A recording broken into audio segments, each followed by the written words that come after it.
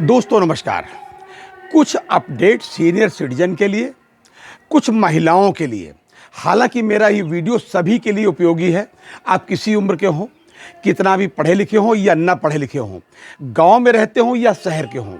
कुछ नियम ऐसे होते हैं जिनको कम पढ़े लिखे लोग भी हम लोगों से ज़्यादा जानते हैं अपने तजुर्बे के आधार पर।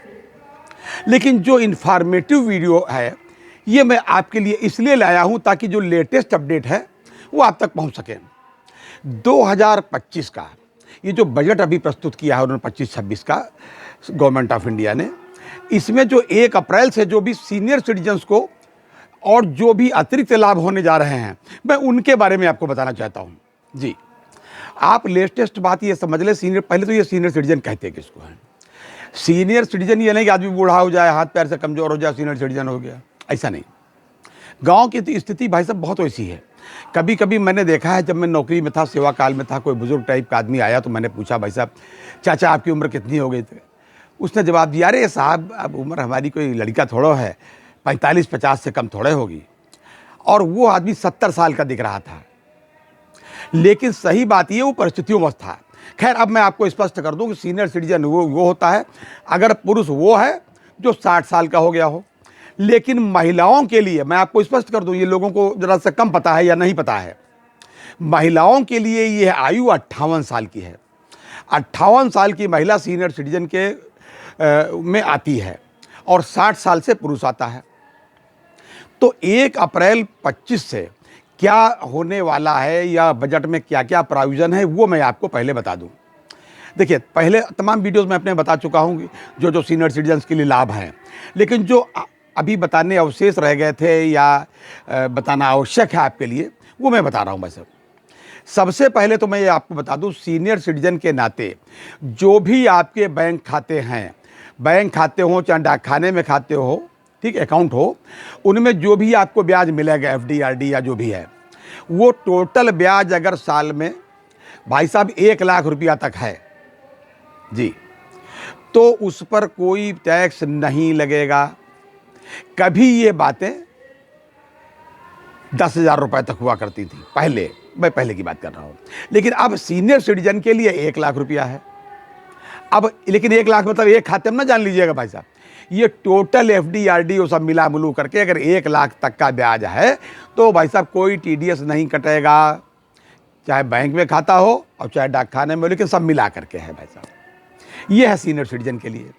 और ये आप जानते हैं सीनियर सिटीजन को सामान्य नागरिक से ब्याज अधिक दिया जाता है, ये उनका सम्मान किया जाता है।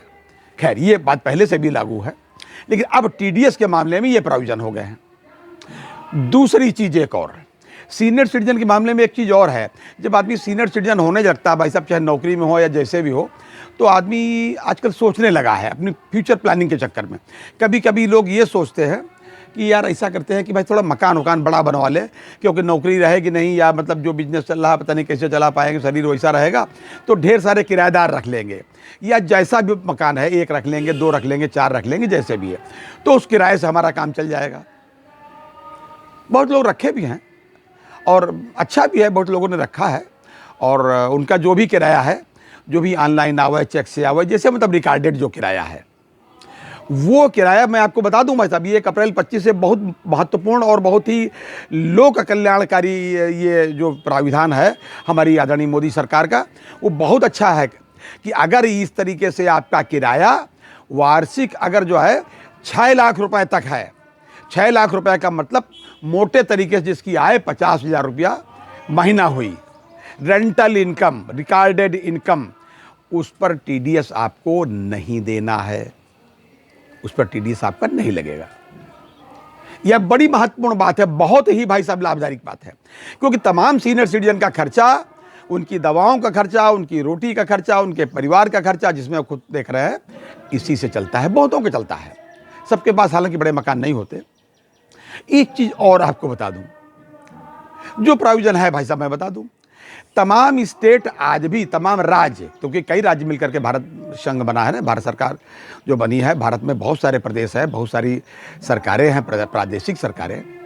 जिन स्टेट्स में जिन स्टेट में भाई साहब लॉटरी, राज्य लॉटरी का प्राविधान है, वैध मानी गई। उत्तर प्रदेश में तो वैध नहीं है, बहुत पहले खत्म हो गई। लेकिन जिन राज्यों में अभी लॉटरी चल रही है, उनमें अगर लॉटरी से किसी सीनियर सिटीजन ने 10,000 रुपए तक जीते हैं, जी हाँ, तो उस पर कोई टैक्स नहीं कटेगा। अब जिनमें नहीं है उसमें नहीं, उससे कोई लेना देना नहीं, उससे कोई मतलब नहीं। लेकिन जिन राज्यों में लॉटरी आज भी वैध है और राज्य लॉटरियाँ अपना चल रही हैं, वहाँ 10,000 रुपये तक के मतलब प्राइस पर, इनाम पर आपको कोई भी टैक्स नहीं देना है। इसके अतिरिक्त और भी ढेर सारे प्रोविज़न हैं। मैंने कहा कुछ प्रोविज़न आपको अपडेट कर दूं, लेकिन ये 1 अप्रैल से भाई साहब लागू होंगे। तो आप अपने अधिकारों के प्रति सजग रहें। और दूसरी एक बात और, कभी कभी लोग कहते हैं साहब वो हमने ये आयुष्मान कार्ड बनवाया, हमारी कोई सुन नहीं रहा है। भाई साहब कैसे नहीं सुन रहे हैं?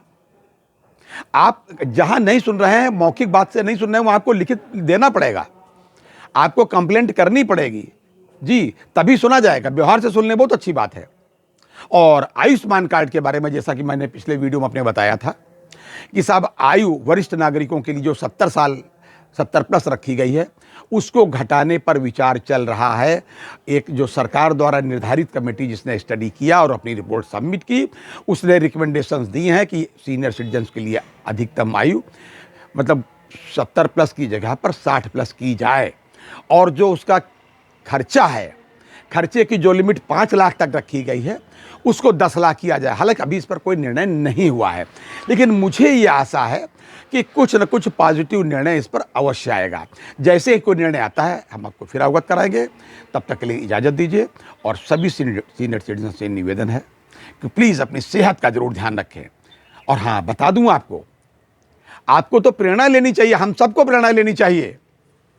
हरियाणा वाली जो दादी हैं, 93 ईयर्स की उम्र में पानी देवी जी ने जो 3 अभी जो मेडल, गोल्ड मेडल जिनको मिले हैं, सिल्वर मेडल उनको कई एक मिल चुके हैं भाई साहब एथलेटिक्स में। उनसे हमको प्रेरणा लेनी है, अपना स्वास्थ्य ठीक रखना है। 93 में रन कर रही हैं भाई साहब। आप ये जान लीजिए कि 100 मीटर की दौड़ 45 सेकंड में उन्होंने पूरी की है। और फिर अब तस्तरी फेंक कई उसमें है वो, और खुद अपना काम अपने आप करती हैं, खड्डियाँ नहीं तोड़ती हैं। गाय बैल भैंस का काम भी अपने आप करती, सब काम अपने आप करती हैं। और खूब घाघरा चोली पहन करके उन्होंने अपनी दौड़ लगाई, उसको देखा होगा आपने, रेडियो टीवी पर तमाम चीज़ें उनकी देख चुके होंगे। उनसे प्रेरणा लीजिए। और 100 और 100 ये संख्या है, फीलिंग मत करिए कि आप बुजुर्ग हो गए। जी हाँ, ये था आज तक का अपडेट। अगली बार किसी अन्य अपडेट के साथ फिर हाजिर होंगे, तब तक के लिए इजाज़त दीजिए। जय हिंद, जय भारत, नमस्कार।